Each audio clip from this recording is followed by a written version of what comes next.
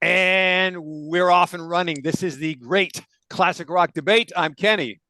I'm Paul with zero qualifications. And I'm Steve. And we talk anything and everything classic rock. We try to keep it interesting and we try to have fun. If you're watching right now, please like, comment, and subscribe.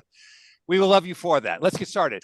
Guys, a couple of things. Number one, we try to always give some sort of mention whenever there is a rest in peace of a classic rock personality. And this past week, Ace Frehley of Kiss died at the age of 74, was it? I think. That sounds right. I think it was 72, 74, yeah. Yes.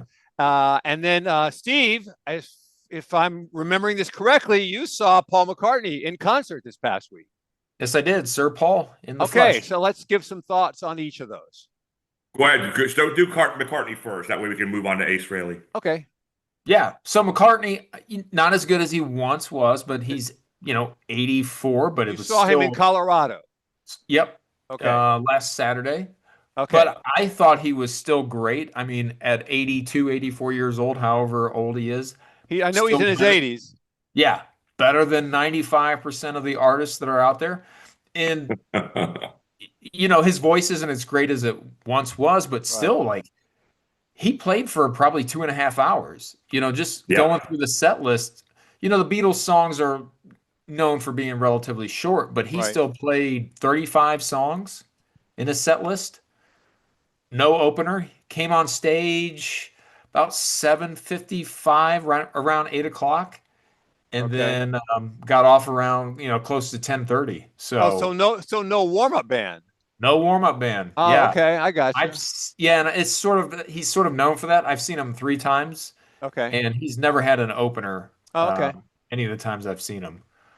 But he started with, I'm just going to go through the set list real quick, but I won't list all 36 songs. You go to setlist.fm for people who want to check it out. But played the hits. Started with "Help," which I think that was a Lennon song actually. So yeah, didn't Lennon sing that? So I think so. Yeah, I think good. Good mix of like early Beatles stuff, Wings, even his later stuff.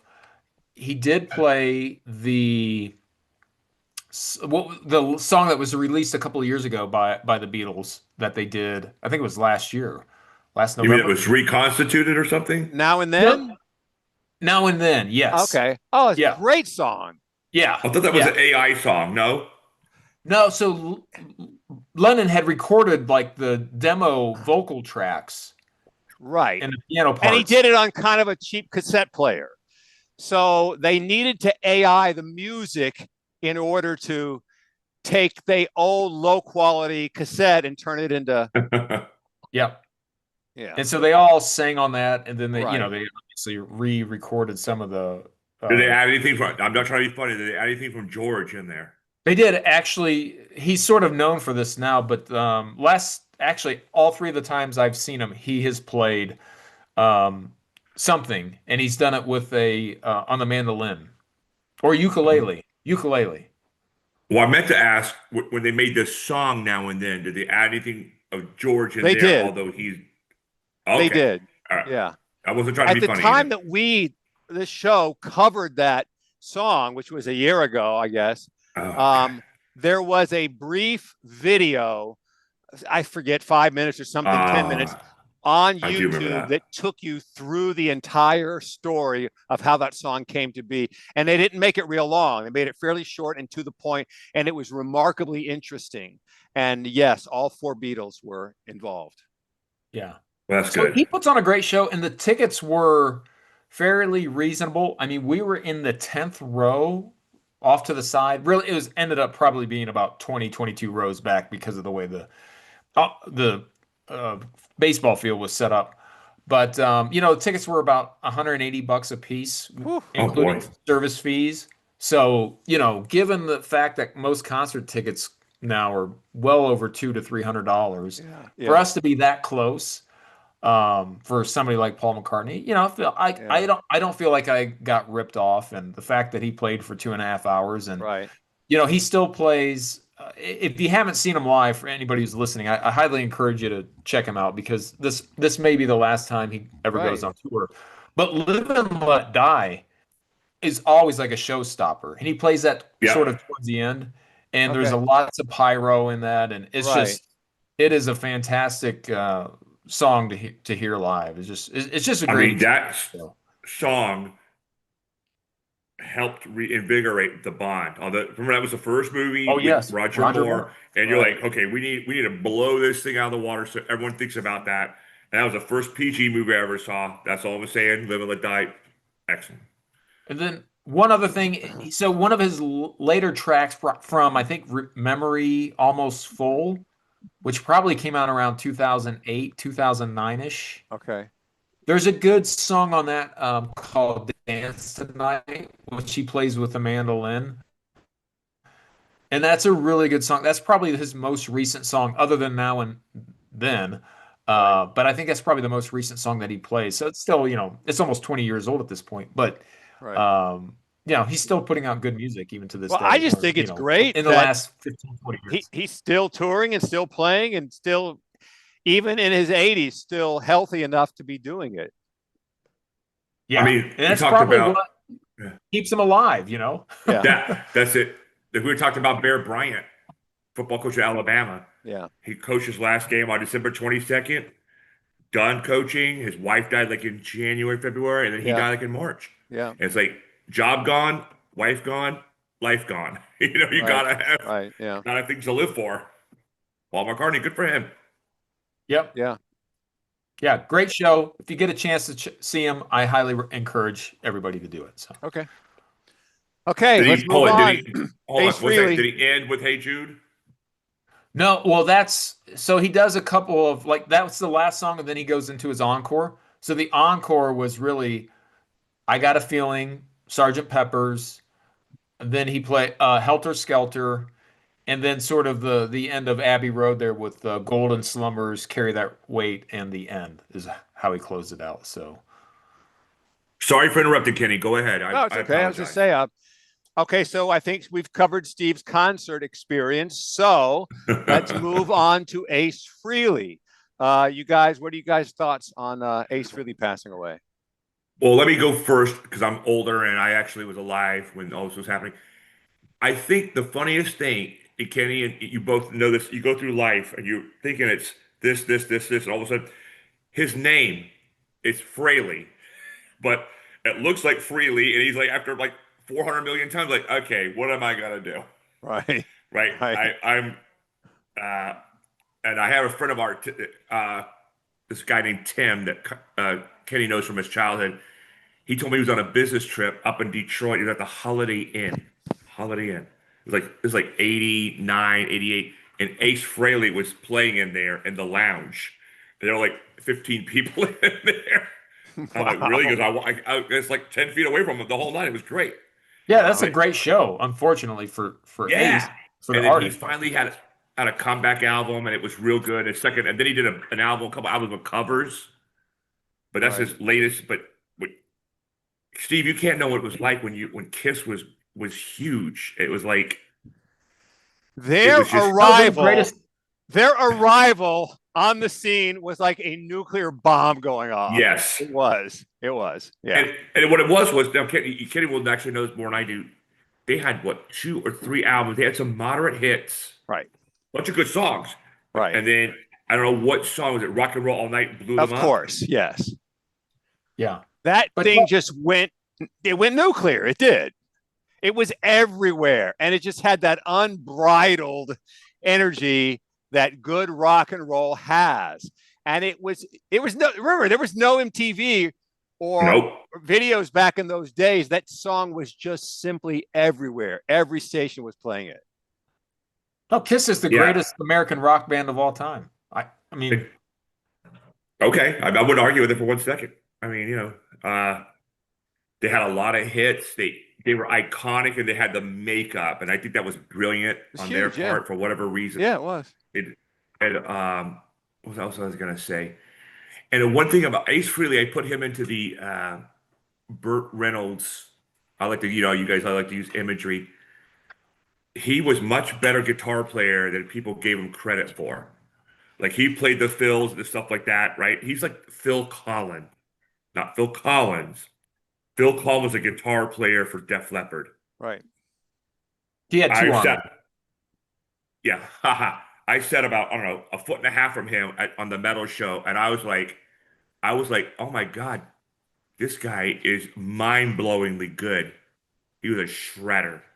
And Yeah. so was Ace Frehley, but he never played that because he had to play within the pop rock part of Kiss, Right. which is nothing Right. wrong with that. But he wasn't, I mean, he was actually a metal player, and a lot of his older stuff became metal, more heavily metal oriented versus, you know, you were made for loving me, baby. But I don't even know if he played on that, or I think he did, but I can't remember anymore. He would have because that was in the 70s. 79. Yeah, Yeah. but that was after. Because Okay, it was I think Creatures of Destroyer. the Night was the first. He's on the cover, but I don't think he actually played on that album. That could be true.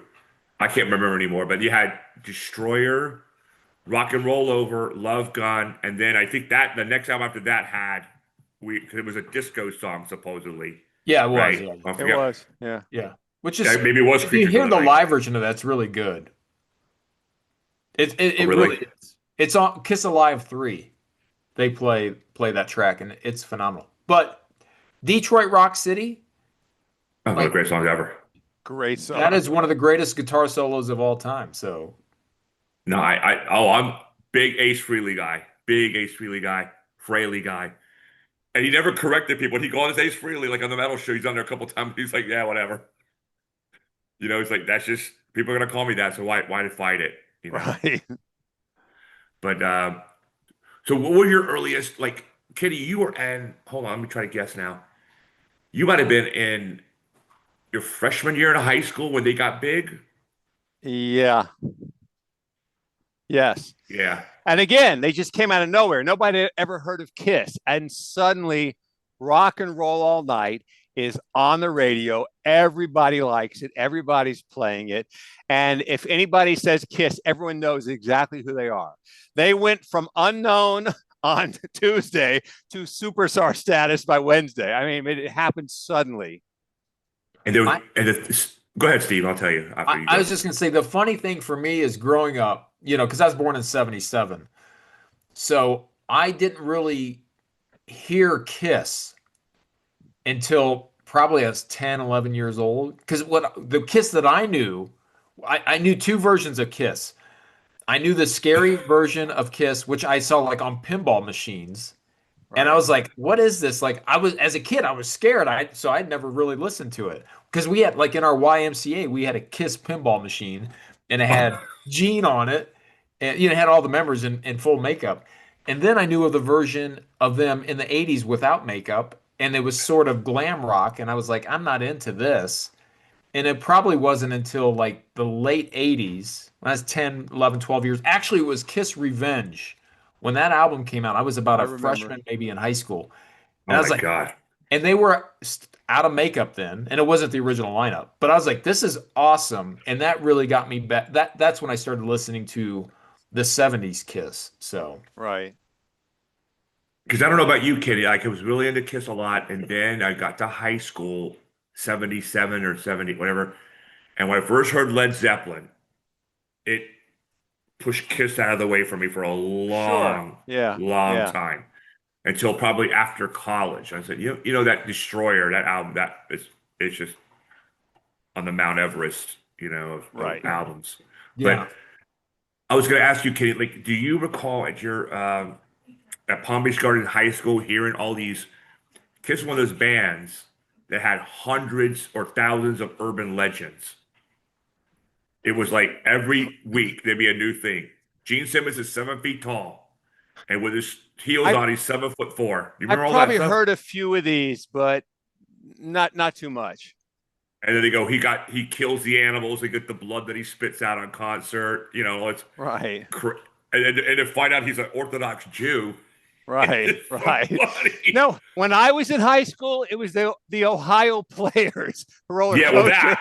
Well, that was the one that will never die. And they did an episode on one of those. I think it was called Unsung. It was one of those shows where they go back and capture some band from their heyday, and they asked these guys about it, and they said that for the longest time they didn't know this thing was going around and they didn't know anything about it. And when they finally heard it, they were going, "Oh my God, how did that start?" So it was news to them. But that's a funny one because that one really caught fire, the Ohio players. But it was like weekly, you would hear a new Kiss, like, "Oh my God, Paul, they made a deal with Satan." Like, remember they would call them Knights in Satan's Service, KISS. Right. That I had heard that many times. Yes. Right. And so there's a guy who went to my high school. He's in this band, and they're actually really good. And his sister was dating one of them. And so before they played at West Palm Beach, which I didn't go, I was too poor. They came to his house, and he go, "Oh, I got it." I'm like, yeah, all right, yeah. Kiss came to my house. And when he got the pictures back, he goes, "Look, it's them." You're like, wow. And so, because his sister was pretty hot, so like, I told you guys at a class once I met Shannon Tweed because Gene Simmons came. She was so mean to me. She was like the biggest butthole ever. And you could just see how Gene Simmons, like, remember this one was a famous model, actress, blah, blah, blah. But, like, that's the problem with a woman being an actress like that or like a model or her looks. When those looks are gone, she's gone. Yeah. You know what I'm saying? And so Gene Simmons, when he came to UCLA in his class, everyone in the class was there to see him. And no one cares about you, Shannon Tweed. I'm sorry. And she was really mean to me. So it was just like, wow. I don't know what. You could see the jealousy in her eyes. Like, for the 197 millionth time, Gene Simmons sucks all the air out of the room. And there was this girl I was going to date once, this on the side. And my friend says, "Paul, she's a female version of you." She says, "If you go in the room and there's no oxygen for anyone else, you both will die. That one of you has to take the lead and one of you has to step back." So it didn't work out. But anyway, so Did what she look like Gene Simmons? Yeah, she. So what happened to the? I mean, I guess if you read Kiss and Makeup, there were a lot of substance abuse. Ace Frehley and Peter Criss. Oh yeah. If there wasn't a lot of substance abuse, then they're the first rock band in history that could say that. Yeah, but Gene Simmons and Paul Stanley did not partake. Okay. That's true, but I think some of the other guys had. I don't want to say because I don't know for sure. I'm going off memory, but I think there was some maybe alcohol issues there, but I could be wrong. So I apologize for any Ace fans out there. Era in the mid to late 70s, Kiss died off for a while. Sabbath died off for a while. You know what I'm saying? Like it was just a weird timing, right? Well, and then it's a shame that bands can't keep it together. But I once heard a quote from Mark McGrath. Somebody asked him about Sugar Ray or like why that band no longer exists, and he's like, "Could you imagine having the same job with the same people when you were 17 years old? As you're when you go into your 40s." He's like, people just grow apart. So it's a good point. It's a pretty strong point. Yeah. Yeah. So that dude has got to be like 5'2". I met him one day in Beverly Hills. I was like, yeah. I walked by, I thought he was a child. Oh, that's Mark McGrath. He's a little dude. Oh my God. You see all these rock stars, and now Gene Simmons is pretty tall. Like he's probably taller than I am. Yeah. So is Paul Stanley. Paul Stanley they're both very tall guys. You know what I'm saying? Like, well, Gene also had those big boots on too. Well, but this is before. I mean, I met him. He wasn't wearing boots, but just like. I don't know who the drummer was, or the last time I saw Kiss, I can't remember who was the drummer. Not Tom Thayer. He played for the Bears. No, that was the guitar. Tommy Thayer was the guitar player. Yeah, thank you. But I can't remember who the drummer was. But he came out when they did their bows, and I was like, now he did look short. So, I mean, he looked like he was 5'2". There's nothing wrong with being short. That is not. I'm not a tall guy.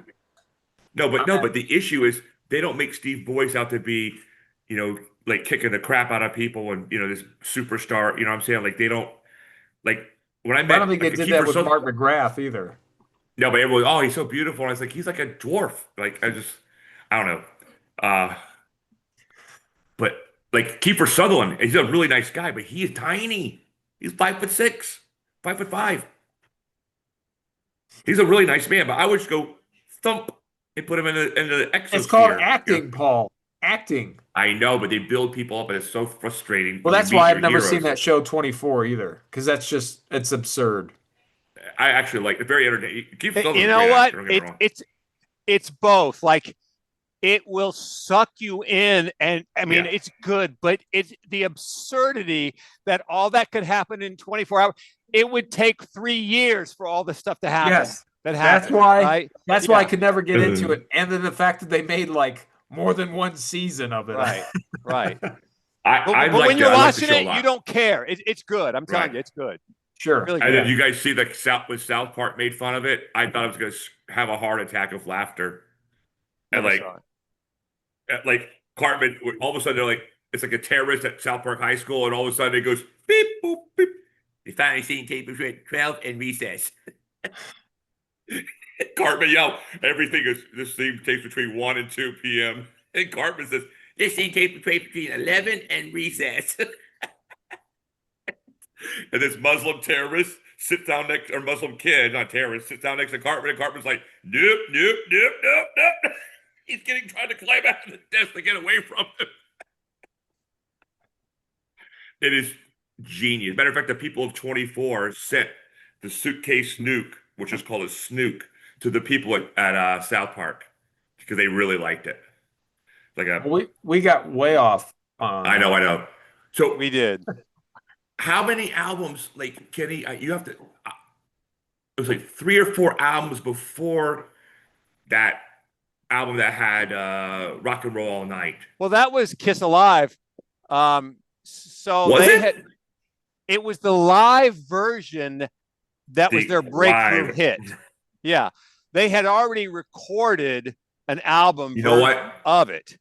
That's right. It was the live version that was their breakthrough. That was Kiss Alive 1, if I'm not mistaken. Yeah, because if you listen to the studio version, because it was years after I'd heard the live version that I heard the studio version, and I'm like, this sounds weak. It's just weird. It's a little tamer. I'm not going to say it's tame. It's just not as wild and unrestrained as the live version. The live version was alive. The live version was the perfect vehicle to expose them to the world. It really was. Yeah. Eddie Trunk talked about this on the Metal Show, that a lot of bands would call all live means is they're all 4 playing at the same time and they're recording it. There may not even be an audience there, right? Okay. Like if you hear like Nirvana, the guy Butch Vig talking about how they made Nevermind, they would do 25 vocal takes. Sure. And he's just singing along to I know, but that's what live means is you're doing it 4 at the same time. Live doesn't mean necessarily you're in front of an audience. That'd be a live at studio audience. Live just means you're recording 4 people at the same time. Usually when they record bands release a live album, usually it's live of, they may do 20 songs, but they took it from 20 different shows. Just like this was the best version from Sacramento. This one's from Denver. Yeah, right. So on. That's correct. If this night Jimmy Page wasn't as wasted on whatever that night. I'm just kidding. So I love you, Jimmy Page. I will say this. So I saw Metallica back in June, 4 months ago now at this point. If you go on their website, this is awesome. They release a CD for every show, every live show that they do. So I thought it was amazing.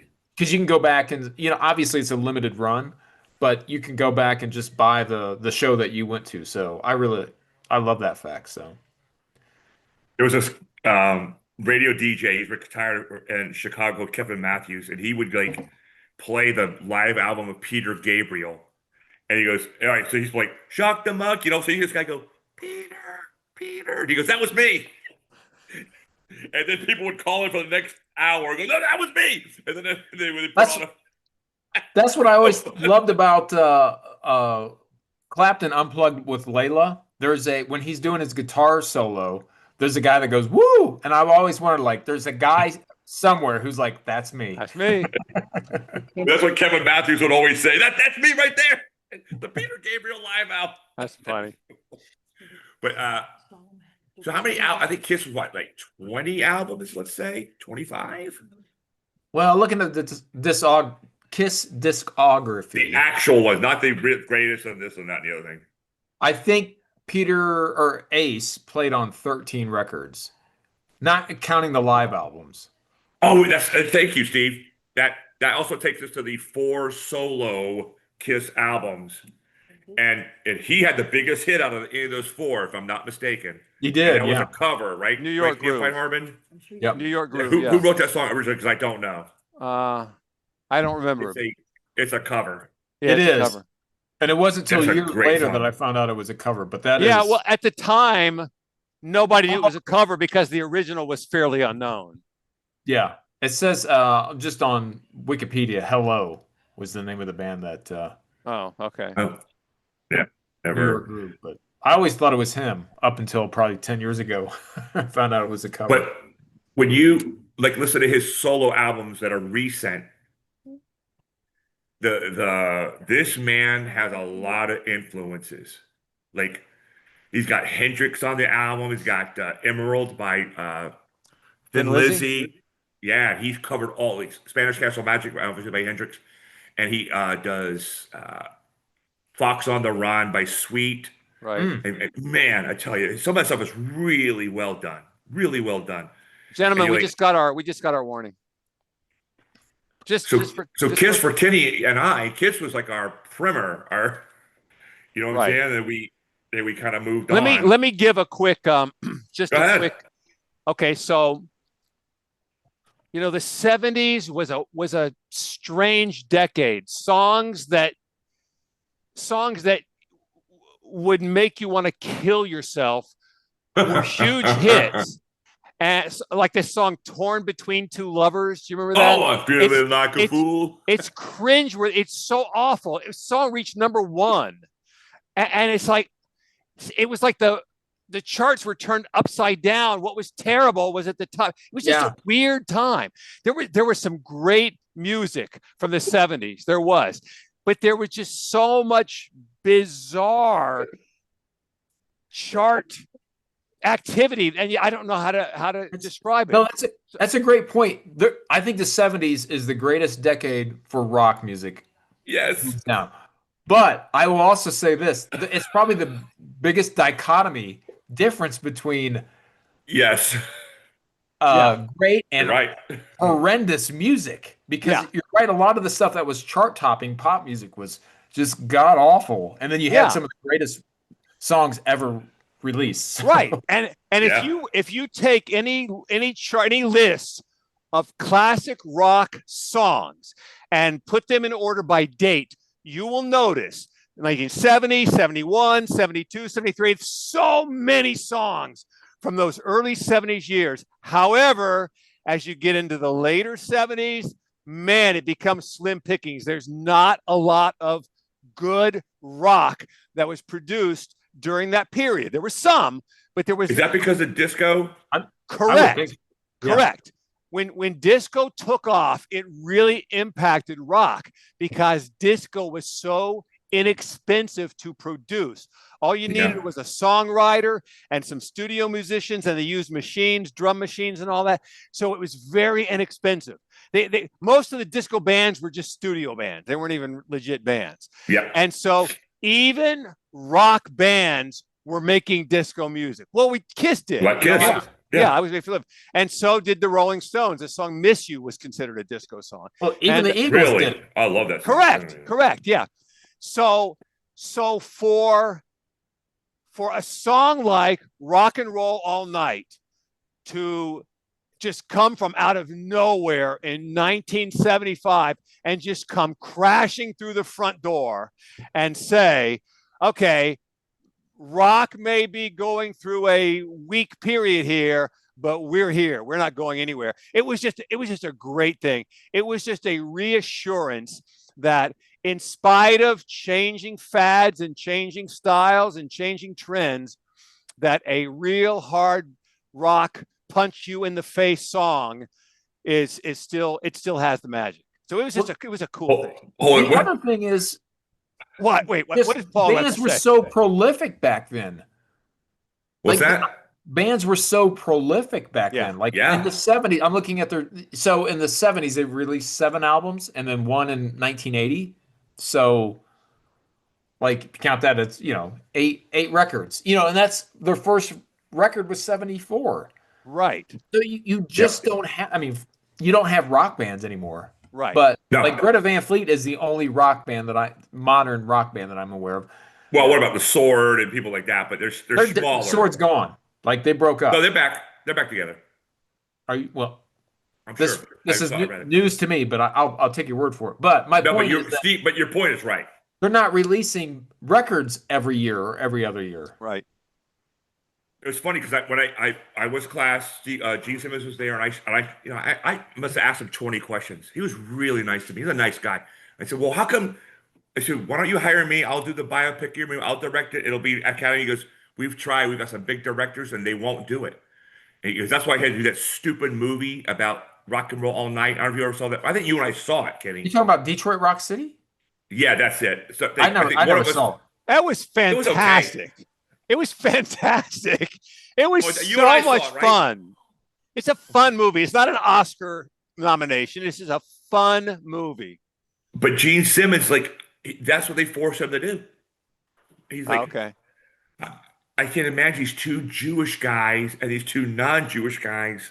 Okay, we're going to do a rock band. We're going to have millions of women. Oh, we're going to wear makeup. Like, I think that Kiss cover where they're in New York City and they're wearing three-piece suits with their makeup on. Right. That's one of the most iconic album covers of all time. It is. That's their first. Isn't that their first record? No, that's just in the black background. That's right. Come On and Love Me, I think it's on that maybe. But the makeup though it did them a favor because they're not good looking. Of course it did. Yeah, but the makeup, even if they were good looking, it was still a good idea, right? It was still a good idea. Yeah. Paul, what were you laughing so out of control? Just a second ago.